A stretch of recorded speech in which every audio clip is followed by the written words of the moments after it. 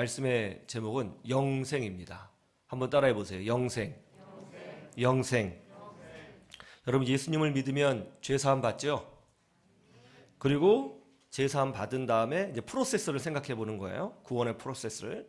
죄 사함 받은 다음에 어떤 일이 벌어지죠? 하나님 나라에 들어가게 됩니다. 하나님 나라는 죽어서 가는 나라가 아닙니다. 여기서부터 시작되는 거예요. 여기서부터 시작해서 이제 천국까지 자연스럽게 연결이 되는 겁니다. 우리는 이미 하나님 나라의 백성이라고 그러잖아요. 예비 백성이라고 그래요? 그렇지 않죠? 하나님 나라의 백성이라고 그러죠? 그러니까 이미 천국은 시작이 된 거예요. 예. 이제 천국에 들어가게 되는 것이죠. 그리고 이제 우리가 예수님을 믿으면 죄 사함을 받고 천국 백성이 됩니다. 이제 하나님 나라에 들어가게 된 거예요. 이미 들어갔어요. 그런 다음에 하나를 더 얻게 됩니다. 그것이 뭐죠? 바로 영생이라는 것을 얻게 된다는 거예요. 그런데 여러분, 영생이 뭐죠? 단순하죠. 단어 그대로 해석을 하면 영생이란 죽지 않고 영원히 사는 것입니다. 예수 믿는 자들에게는 그런 축복이 있다는 거예요. 예수 믿으면 죄사함 받아요. 천국 갑니다.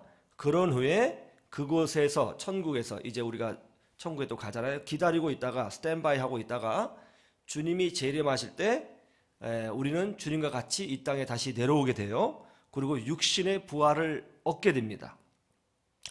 부활 후 육신을 가진 상태에서 우리는 영생을 하는 거예요. 부활 후에 육신을 가진 상태에서 우리는 영생을 하게 됩니다. 이것이 바로 기독교의 교리예요. 핵심은 이겁니다. 부활 이후 육신을 가진 상태에서 뭐 한다? 영생을 하게 된다. 부활 후 육신을 가진 상태에서 영생을 한다는 거예요. 여러분, 이것을 믿습니까? 예, 이것이 우리의 신앙 고백이죠. 그러면 예수를 믿지 않는 사람들, 즉 죄사함을 받지 못한 사람들은 어떻게 될까요? 예수를 믿지 않는 사람들은 그냥 그 존재 자체가 소멸되는 걸까요? 마치 연기가 사라지듯이 휙 사라지는 것처럼 끝나는 걸까요? 아니면 죽은 이후에 영원히 지옥에 들어가서 지옥에만 계속 있어서 고통받고 그냥 그 존재로 있는 것일까요? 예수 믿지 않는 사람들은 어떻게 되는 거죠? 한번 볼까요? 요한복음 5장 29절. 요한복음 5장 29절.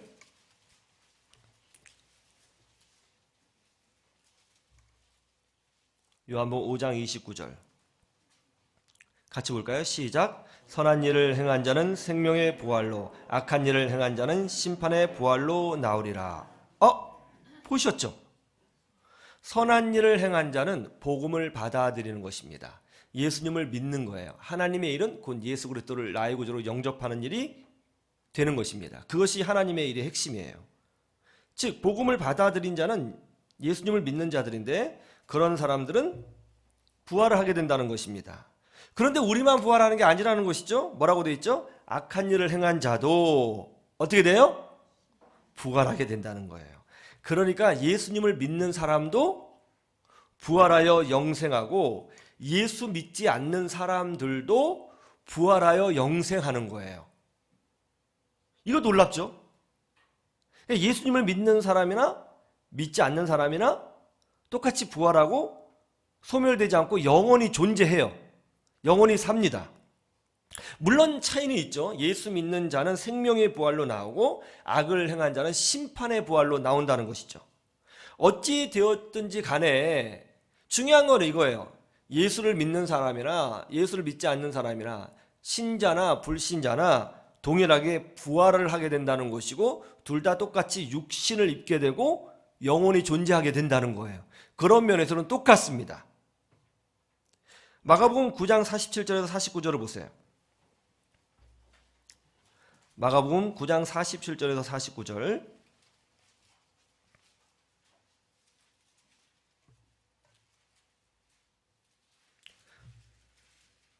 (9장 47절에서 49절) 같이 볼까요? 시작. 만일 내 눈이 너를 범죄하게 하거든 빼버리라. 한 눈으로 하나님의 나라에 들어가는 것이 두 눈을 가지고 지옥에 던져지는 것보다 나으니라. 거기서는 구더기도 죽지 않고 불도 꺼지지 아니하느니라. 사람마다 불로써 속은 치듯함을 받으리라. 사람이 죄를 지으면 여러분 이 땅에서도 감옥 가죠. 마찬가지로 사람이 죄의 문제를 해결하지 못하면 하나님 나라에서 감옥에 갑니다. 그 감옥을 우리는 보통 한국말로 지옥이라고 합니다.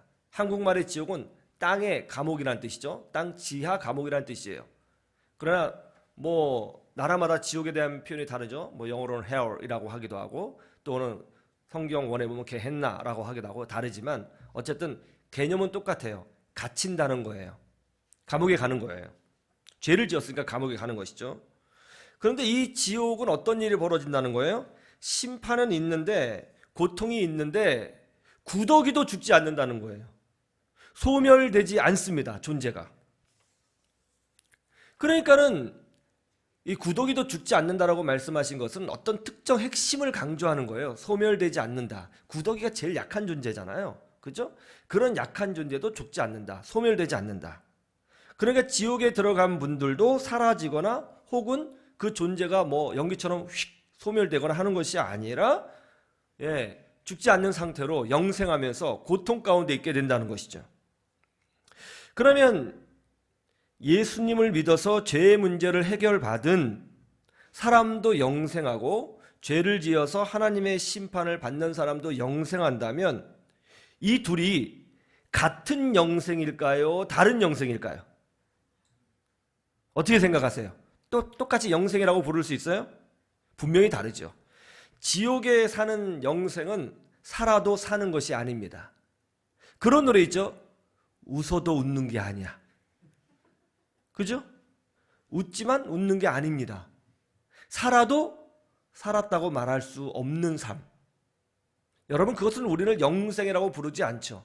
그러니까 단지 죽지 않고 영원히 산다가 중요한 게 아니에요. 뭐가 중요해요? 어떻게 사느냐가 중요한 거죠. 질적 차이가 중요한 거예요. 질적 차이가. 여러분 영생하는데 계속 제가 바늘로 막 찔러요. 계속 여러분 몸을. 그러면 영생하면 좋겠어요? 살아도 사는 게 아닌 거죠. 영생이란, 성경에서 말하는 영생이란 바로 그런 겁니다.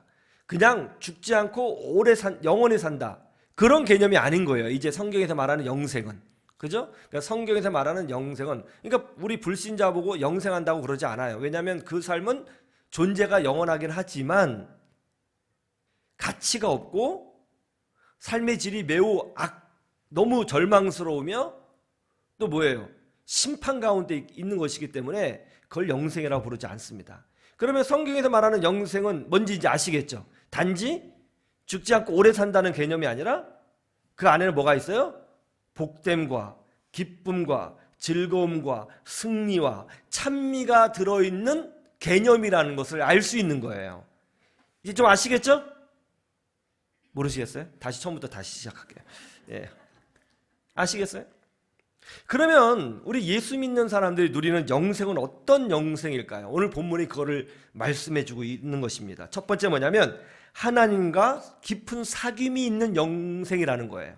한번 따라해 보세요. 하나님과 깊은 사귐이 있는 영생.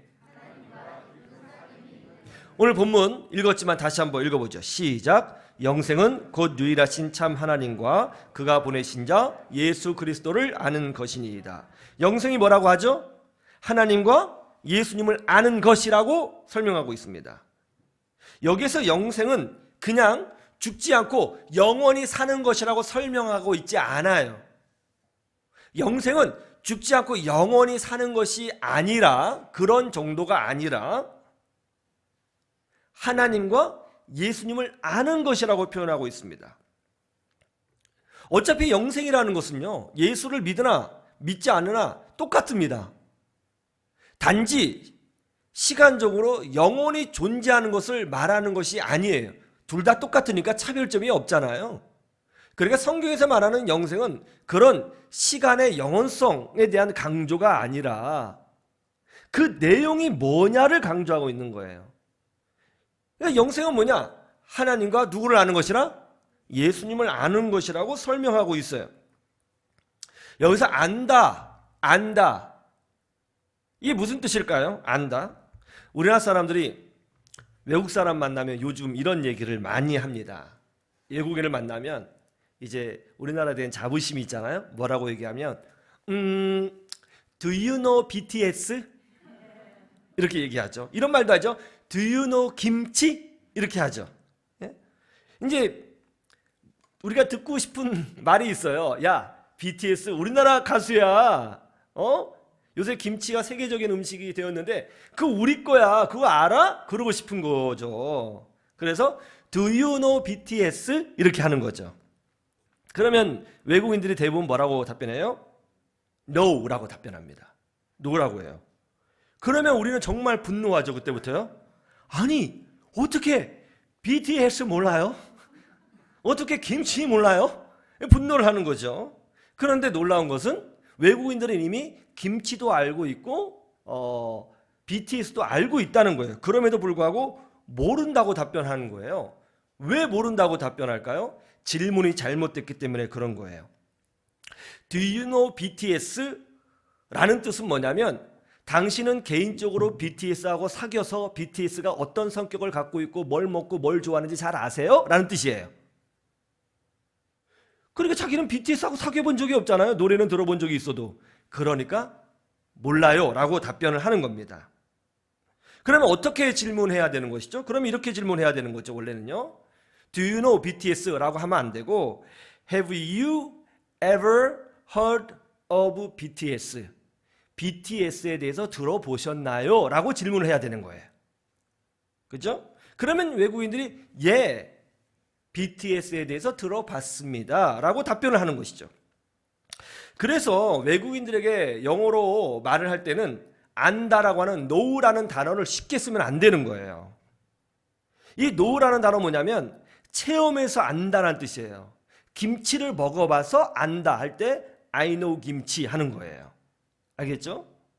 BTS를 사귀어서 안다 할 때, 체험해서 안다 할 때 know라는 단어를 쓰는 것입니다.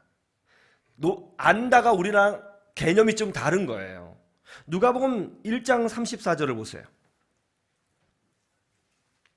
누가복음 1장 34절.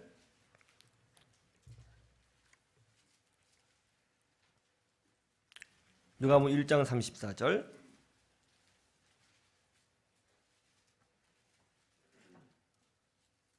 한번 같이 보죠. 시작. 마리아가 천사에게 말하되 나는 남자를 알지 못하니 어찌 이 일이 있으리이까. 마리아는 처녀입니다. 그런데 천사가 나타나서 하나님께서 너에게 아기를 주실 것이다.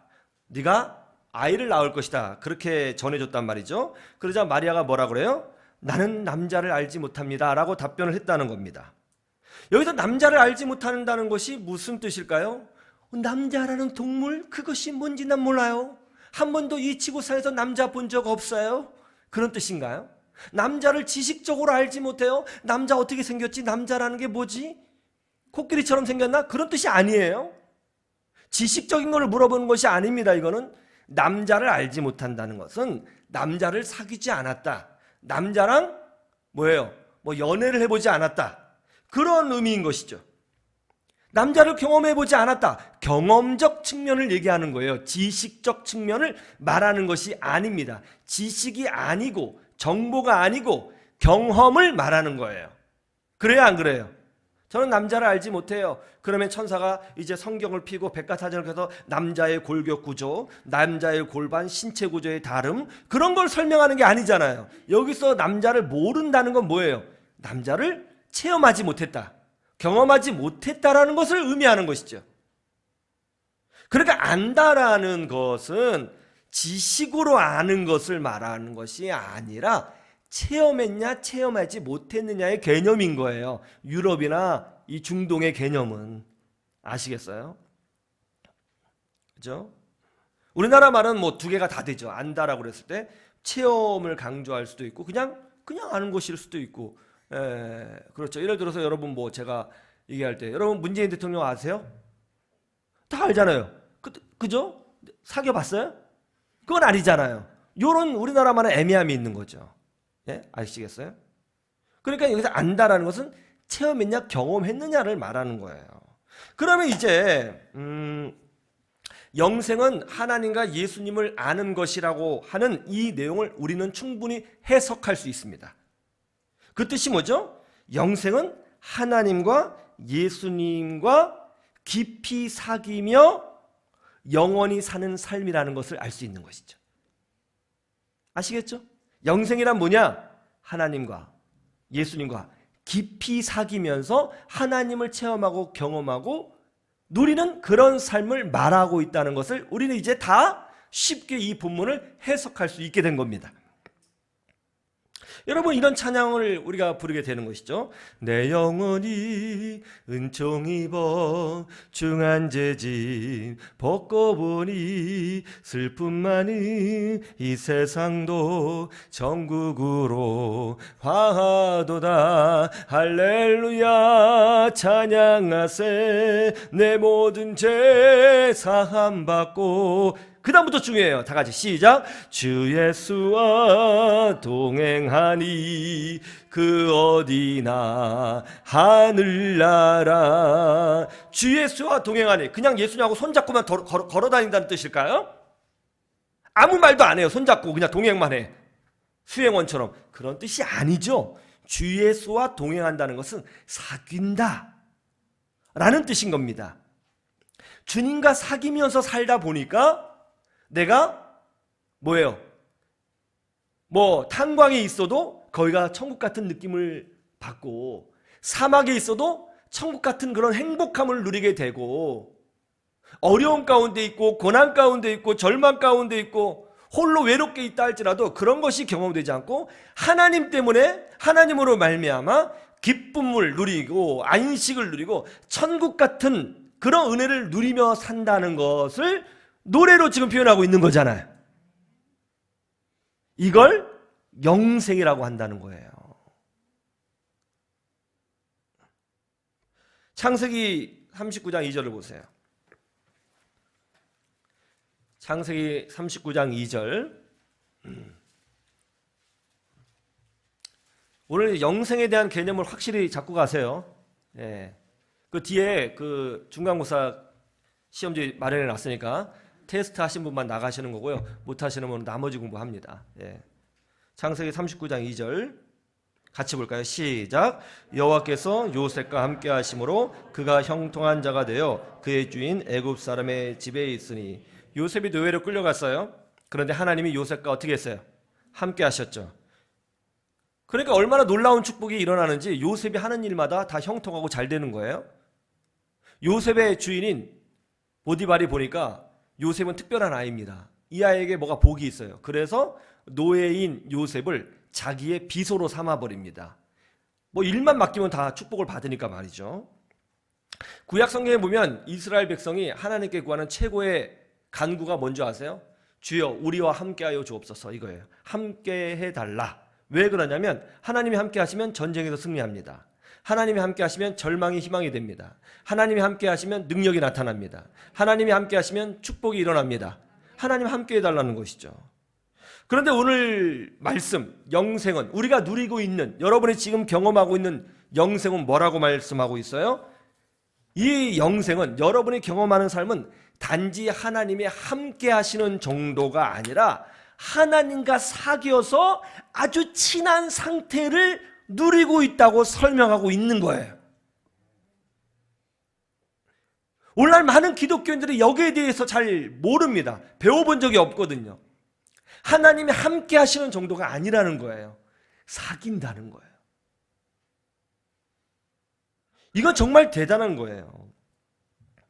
여러분은 하나님을 지식적으로 성경 몇 구절을 풀어서 아는 그런 정도가 아니에요. 여러분 생각해 보십시오. 미국 바이든 대통령인데 바이든 대통령에 대해서 어떤 연구 보고서를 읽고 바이든 대통령을 알고, 바이든 대통령에 대한 신문 기사를 읽어서 알고, 바이든 대통령에 대한 어떤 내용을 성경을 풀어서 알았다 하는 거하고, 바이든 대통령하고 직접 차 마시고 사귀고 축구하고 놀고 캠핑 가고 해서 아는 거하고 같아요, 달라요? 어느 게 더 낫겠어요? 첫 번째예요, 두 번째예요? 두 번째죠. 우리가 그렇다는 겁니다. 하나님과 매우 매우 친한 존재예요. 여러분은. 목사님, 하나님이 친하게 느껴지지 않는데요? 그게 문제라는 것이죠. 하나님은 여러분에게 그렇게 마음을 열고 다가가신다는 거예요. 친한 존재입니다. 근데 사실은 굉장히 친해요. 여러분 별로 안 친한 사람한테 짜증 내세요? 못 내죠. 근데 여러분 기도할 때 짜증 내죠. 원망하고. 원망하는 기도 해본 적 있어요, 없어요? 있는 정도가 아니죠. 수시로 허구한 날 조금만 꼬이면 막 하잖아요. 그죠? 그래요, 안 그래요? 하다 보면 좀 미안해서 다시 좀 약간 회개했다가 또 이제 며칠 지나면 또 다시 원망하고 그러잖아요. 원망한다는 거, 이거 굉장히 좋은 신앙입니다. 원망한다는 것은, 하나님이 원망스러운 이유는 뭔 줄 아세요? 하나님을 너무 많이 믿었기 때문에 원망하는 거예요. 내가 믿은 만큼, 더 사랑한 만큼 그 실망이 크기 때문에 그런 거예요. 기대했던 만큼 하나님이 내게 가까이 오지 않으셨다고 생각하니까 원망이 생기는 거예요. 원망이 있다는 것은 믿음이 좋은 겁니다. 친하다는 것을 의미하는 거예요. 인생을 살다 보면 말로 여러분을 괄시하는 사람들이 있을 것입니다. 여러분을 무시하고 여러분을 얕잡아 보는 사람들이 있을 거예요. 여러분 절대로 그런 것에 끌려가지 마십시오. 그 사람들이 여러분을 어떻게 보든지 사실은 그것은 무의미한 거예요.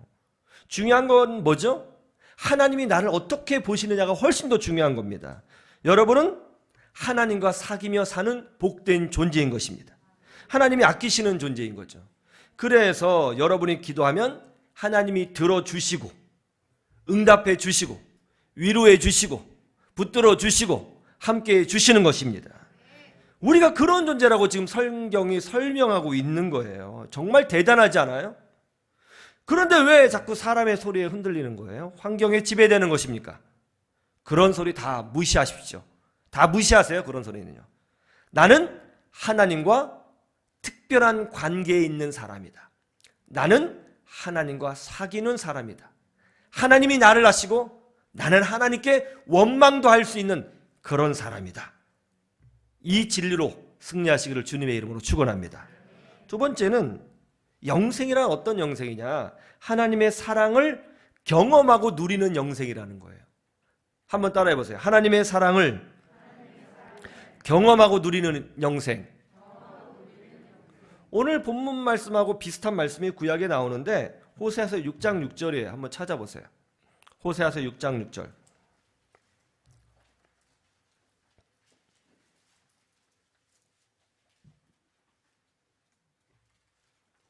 호세아서 6장 6절. 예. 같이 볼까요? 시작. 나는 인애를 원하고 제사를 원하지 아니하며 번제보다 하나님을 아는 것을 원하노라. 하나님이 이스라엘 백성에게 뭐라고 말씀하셨어요? 나는 제사 번제, 즉 종교적인 어떤 신앙적인 어떤 액션이나 형식보다는 실제적인 것, 인애를 원한다. 나를 아는 것을 원한다. 이렇게 말씀하셨어요. 그러니까 인애와 하나님을 아는 것이 지금 한 문장에서 동격으로 쓰여 있는 것입니다. 동격이에요. 그러니까 하나님이 아는 것은 그 뭐라고요? 인애라는 거예요. 같은 내용이에요. 그렇죠? 인애가 무슨 뜻이죠? 인애하신 구세주여, 이 찬양 있죠? 인애가 뭐죠? 인애. 국어사전을 찾아보니까 인애란 이렇게 돼 있어요. 어진 마음으로 사랑함 또는 그 사랑, 이렇게 돼 있더라고요. 국어사전에. 쉽게 말하면 인애란 모든 것을 품는 사랑이라는 뜻이에요. 그래서 이제 어떤 영어 성경에서는 이 인애라는 단어를 mercy라고 번역을 하기도 하고, 자비, 또 어떤 성경은 love, 사랑이라고 번역하기도 합니다. 원어 성경에는 헤세드라고 돼 있죠. 헤세드는 우리나라 말로 딱 잘라서 번역할 수 있는 단어가 아니에요. 굉장히 많은 개념들이 있기 때문에 그렇죠. 하나님을 아는 영생이란 뭐냐? 하나님의 사랑을 뜨겁게 체험하고 그 사랑에 내가 반응하여 사랑을 보여주는 것, 이것이 하나님을 아는 영생이라는 거예요. 그러니까 하나님을 안다 그럴 때 하나님의 사랑을 경험하고 체험하고, 그리고 우리가 하나님을 사랑한다, 이것을 하나님을 안다라고 하는 거예요. 아까 마리아가 그랬죠? 나는 남자를 알지 못하니. 이것은 단지 뭐 사귐만 말하는 것이 아니라 사랑 관계를 말하는 거잖아요. 그렇죠? 여러분이 바로 그런 존재라는 것이죠. 하나님이 여러분을 사랑하십니다. 믿습니까? 그런데 100년만 사랑하시는 것이 아니라, 500년만 사랑하시는 것이 아니라, 딱 1000년 사랑하시고 이제 다시 시작할까? 그러시는 것이 아니라 영원히 사랑하신다는 거예요. 그래서 이것을 영생이라고 표현하고 있는 것입니다. 지난해 9월 콜롬비아에서 한 경비행기가 추락했습니다. 작년 10월인가 9월에 경비행기가 날아가다가 윙 가다가 알 수 없는 이유로 그냥 땅으로 꼬라 박았어요. 비행기가 조그만 비행기라 완전히 박살이 났죠. 형체를 알아볼 수 없을 정도로 박살이 났습니다. 사고가 나자 경찰이 현장에 출동했습니다. 구조대원이 현장에 출동했어요. 혹 생존자가 있을까 해서 갔더니 완전히 비행기는 박살이 나서 형체를 알아보기가 힘들었고, 곳곳에는 잔해가 흩어져 있으면서 불에 타고 있었습니다. 산불이 날까 하여 불을 진압했어요. 한참 제 치우고 있는데 갑자기 여기서 애기 소리가 들리는 거죠. 이게 뭐지? 하고 이제 완전히 박살난 그 비행기 안으로 들어갔더니, 조그만 비행기예요. 그쪽으로 갔더니 이제 어른 3명이 아주 처참하게 죽어 있었습니다. 그런데 그 안에 갓난아기가 살아있는 거예요. 갓난아기가. 근데 갓난아기가 어디에 살아있냐면 어떤 여자의 품에 있는 겁니다. 이 품에 엎어져서 품에 있는 거예요. 18개월 된 아이라고 합니다. 구조에 참여했던 한 구급 요원은 엄마가 아이를 추락하는 그 순간까지 꼭 껴안고 충격을 방지한 덕분에 아이가 생명을 구할 수 있었다라고 표현합니다. 비행기가 떨어지는 순간에 아기를 꼭 안고 막 몸으로 부딪히면서 그 충격을 다 받아냈다는 것이죠. 이 아이가 앞으로 부모 없이 어떻게 세상을 헤쳐나갈까요? 저는 잘 헤쳐나갈 거라고 확신합니다. 생각해 보세요. 추락하는 비행기 얼마나 무서워요? 그 비행기 안에서 엄마가 나를 살리기 위하여 엄마가 나를 껴안고 온몸으로 충격을 막아주었다. 나는 그런 사랑 덕분에 살아났다. 이런 확신이 있어요. 그러면 이 아이가, 이런 확신을 갖고 사는 아이가 인생을 헛되게 살겠어요? 아니면 당당하게 살겠어요? 부모가 없어도요, 다른 인생을 사는 거예요. 당당한 거죠. 긍정적으로 살 수밖에 없는 거죠. 여러분도 그렇게 사셔야 되는 겁니다. 예수님이 여러분을 사랑하셔서 십자가를 지셨습니다. 우리가 누리는 영생은 그냥 단지 죽지 않고 사는 영생이 아니라 그런 사랑을 체험하고 경험하고 사는 영생인 거예요. 그러므로 긍정적으로 사세요. 당당하게 사시기를 바랍니다. 절대로 우울하거나 주눅들지 마시고 믿음으로 전진하세요. 주의 은혜가 함께할 줄로 믿습니다. 그러기를 주님의 이름으로 축원합니다. 세 번째, 이 영생은 뭐냐면 하나님의 은혜로 감동 또 감동하는 영생이라는 것입니다. 한번 따라해 보세요. 은혜로 감동 또 감동하는 영생. 시작. 하나님을 알고 예수님을 안다라고 하는 표현은 성경 지식을 풀어서 성경 마디마디를 해석해서 아는 것이 아닙니다. 실제로 하나님의 사랑을 만지고 느끼고 경험하고 그 사랑의 온도, 그 36.5도, 그 온도를 경험해서 아는 거예요. 그것을 히브리 사람은 안다라고 표현한 겁니다. 그냥 한국식으로 자꾸 성경을 읽으니까 전혀 딴 얘기를 많이 하는 건데 지식을 말하는 게 아니에요.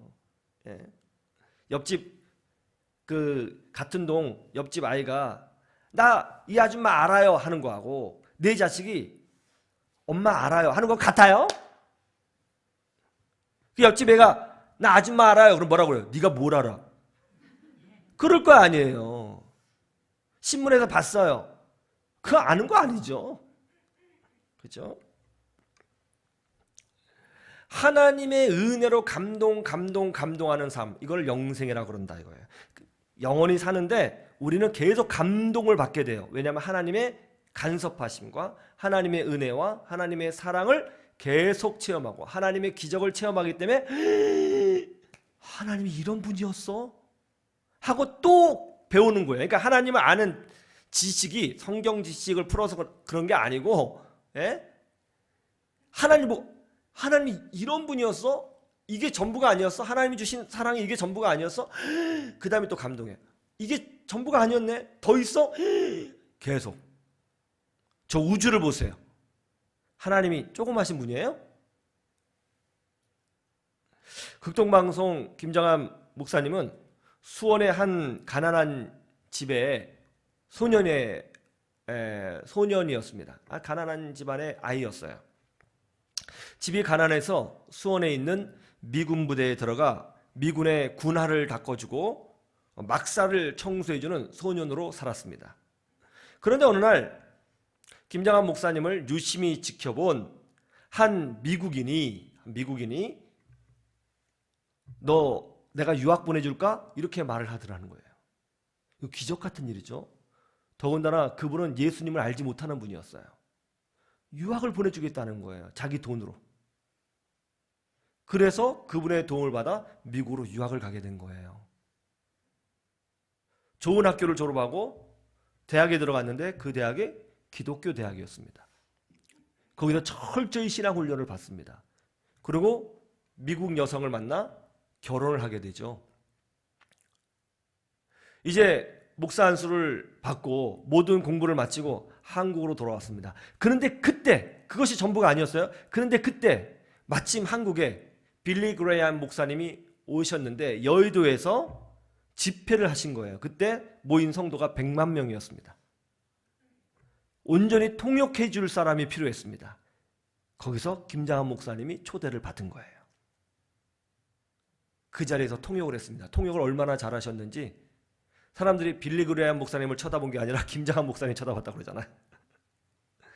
엄청난 은혜가 임했습니다. 이것도 기적 같은 일이죠. 교회가 세워졌습니다. 수원에. 교회가 불같이 부흥했습니다.